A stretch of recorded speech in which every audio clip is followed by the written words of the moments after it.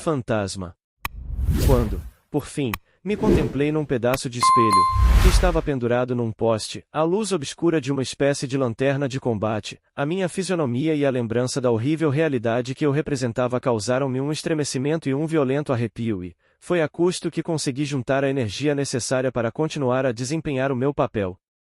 Mas era preciso agir com decisão e eu e Peter subimos a coberta.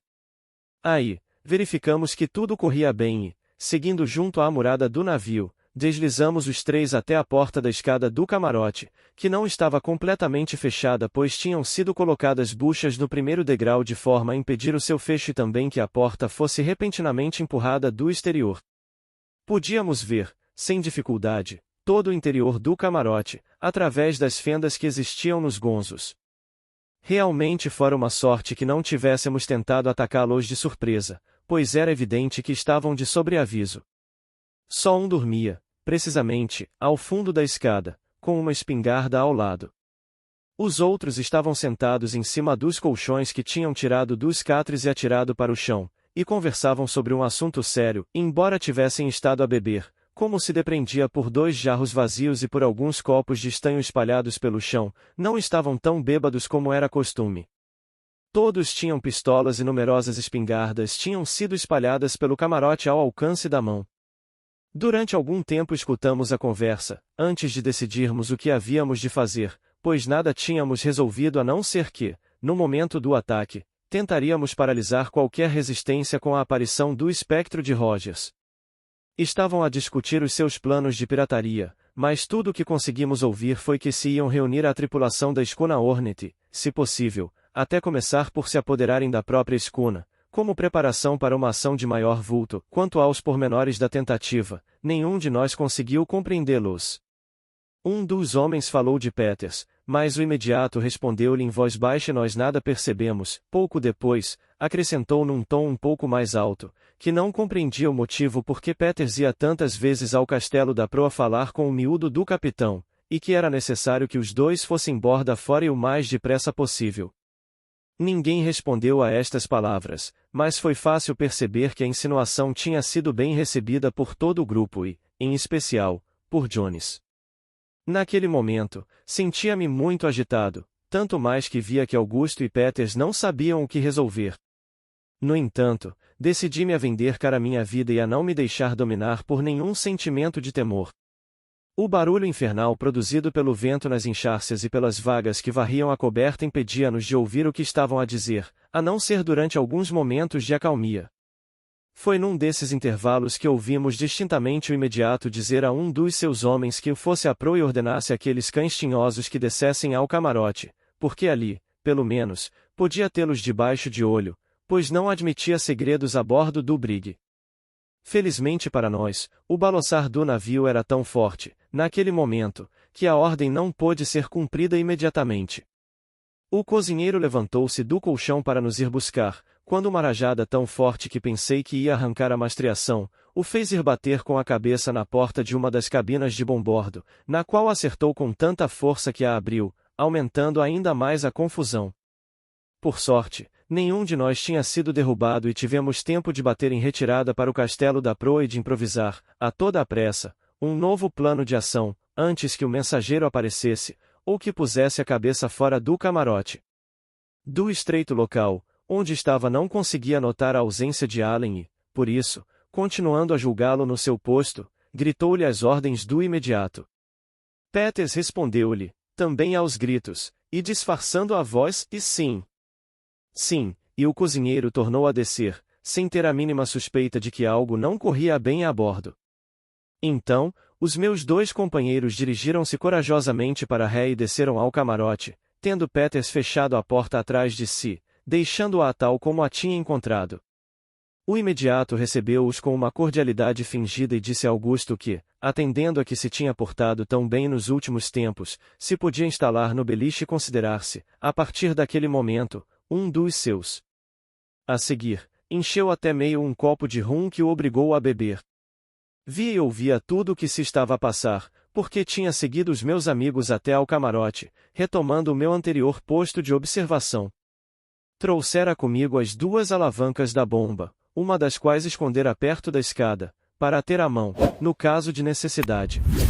Apliquei-me o melhor possível para não perder nada de tudo que se passava lá embaixo e esforcei-me por juntar toda a minha força de vontade e coragem para descer, assim que Peters fizesse o sinal que tinha sido combinado.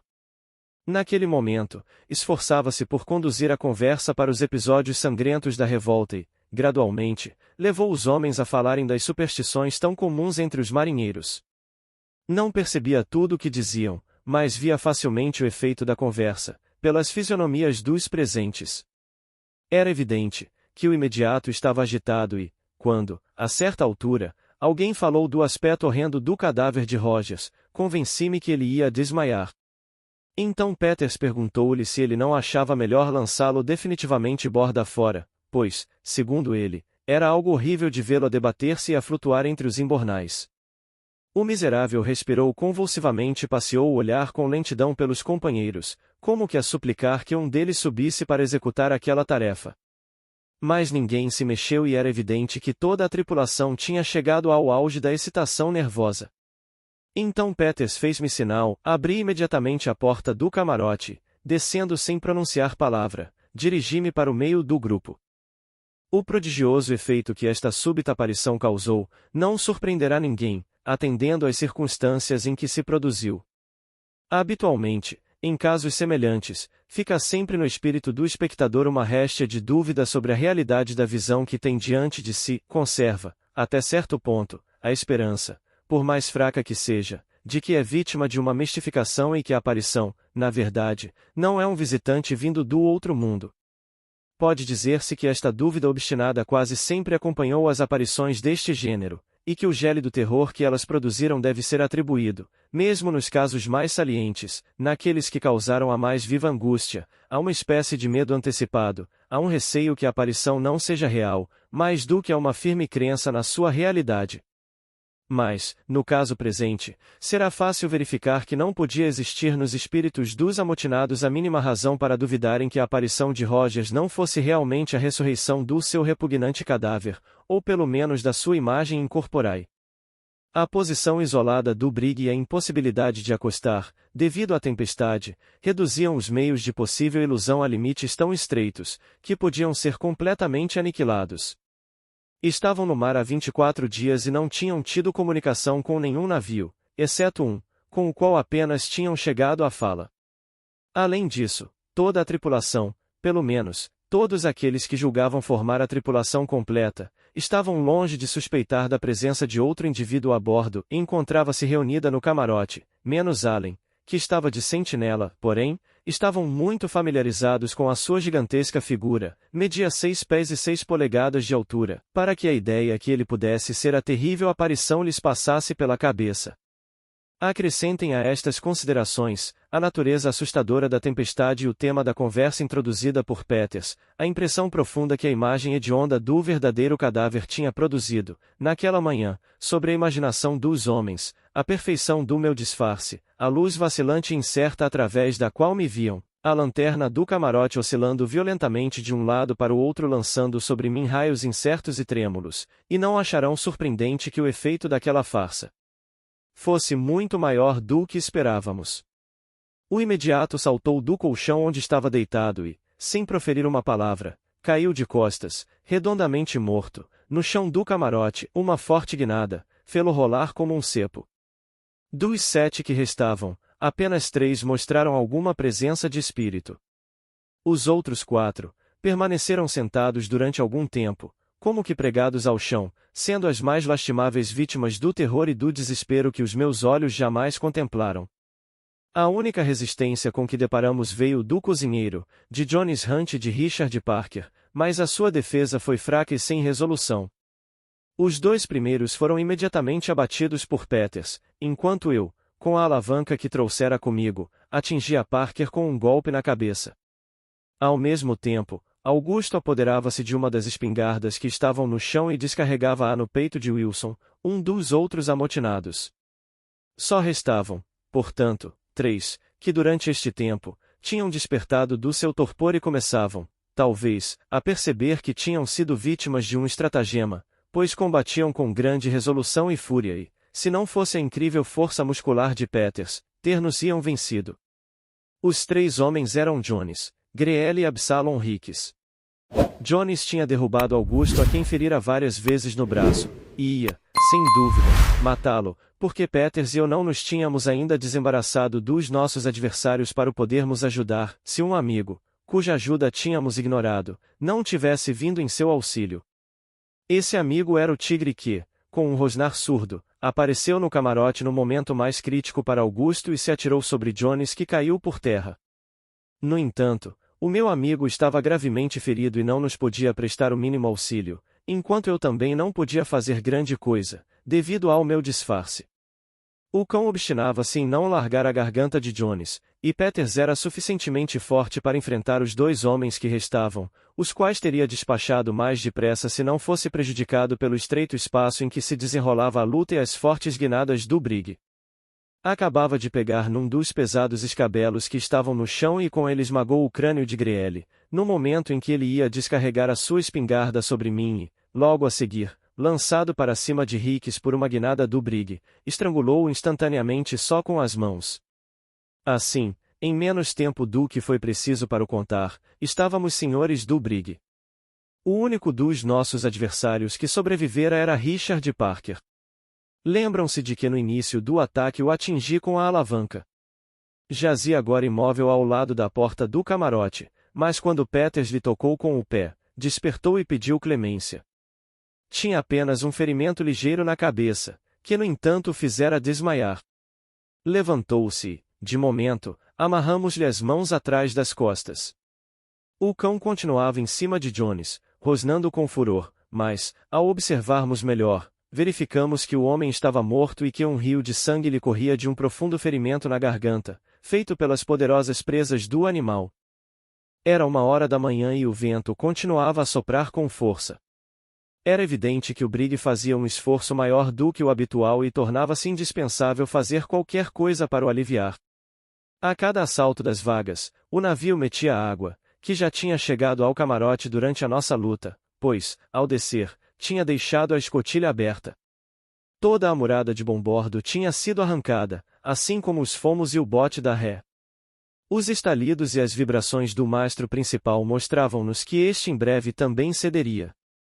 Para aumentar o espaço no porão da ré, o pé deste mastro tinha sido fixo na entrecoberta, péssimo método ao qual recorrem os construtores ignorantes, de forma que corria o risco iminente de sair do seu apoio. Mas, para acúmulo do azar, sondamos a caixa da bomba e verificamos que o barco tinha nada menos do que 7 pés de água. Assim, deixamos os cadáveres dos marinheiros no camarote e começamos imediatamente a bombear a água, trabalho em que participava Parker, que tínhamos desamarrado para o efeito. Ligamos o braço de Augusto o melhor que sabíamos e o pobre rapaz fez o que pôde, isto é, muito pouco. Entretanto, reparamos que fazendo funcionar uma bomba ininterruptamente podíamos controlar a entrada da água, isto é, impedi-la de subir. Como só éramos 4, o trabalho era muito duro, mas tentamos não nos deixar abater e esperamos o nascer do dia com inquietação, para então aliviar o Brigg cortando o mastro principal. Assim, passamos uma noite cheia de ansiedade e fadiga, mas quando, por fim, nasceu o dia, a tempestade continuava e não havia qualquer indício de que o tempo fosse amainar. Então levamos os corpos para a coberta e lançamo-los borda fora, depois pensamos em desembaraçarmos-nos do mastro principal. Feitos os preparativos necessários, Peters, que entretanto descobrira os machados no camarote, cortou o mastro, enquanto nós vigiávamos as velas de estaia e os cabos. Como o Brigg deu uma terrível guinada para sotavento, foi dada a ordem para cortar os cabos, e feito isto, toda a massa de madeira e de enxárcia caiu ao mar, aliviando o Brigg, sem provocar qualquer avaria. Verificamos então que o navio se esforçava menos do que antes, mas a nossa situação continuava extremamente precária e, apesar de todos os nossos esforços, não conseguíamos controlar a entrada de água senão com 2 bombas. Os serviços que Augusto nos podia prestar eram, na verdade, insignificantes. Para aumentar a nossa desgraça, uma enorme vaga varreu o Brigg de barlavento e, antes que o navio pudesse recuperar a sua posição, uma outra vaga rebentava sobre ele, tombando-o completamente.